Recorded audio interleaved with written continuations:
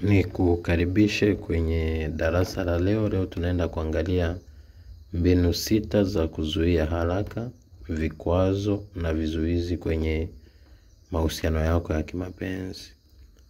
Kitu cha kwanza ni kujitenga na watu, ndugu, jamaa, rafiki wasio sahihi.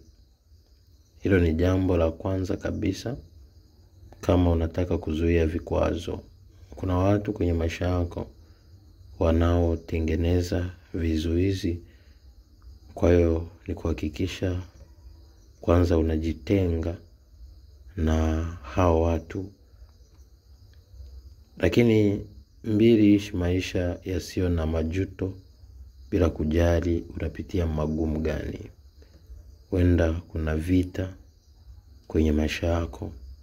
Hakikisha unapambana kujitenga na kila majuto kwenye maisha yako. Lakini kitu cha 3, jitenge na kila namna ya ubaya.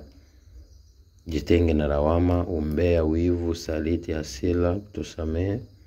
Lakini kitu cha 4, usijilinganishe na mtu yeyote wala kujifananisha na wengine. Ishi maisha yako kama jinsi Mungu alivyokupangia, huku ukitimiza kusudi la maisha yako. Lakini 5, ruhusu amani, furaha, uvumilivu kutawala na kuongoza maisha yako.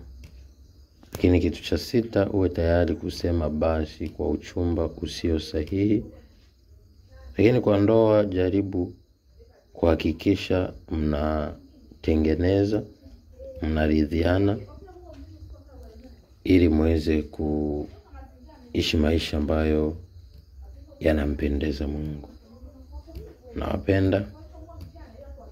Endelea kufuatilia mafundisho yangu ambayo nakufundisha ili uweze kuzidi kushinda kwenye maisha yako ya mapenzi. Asante.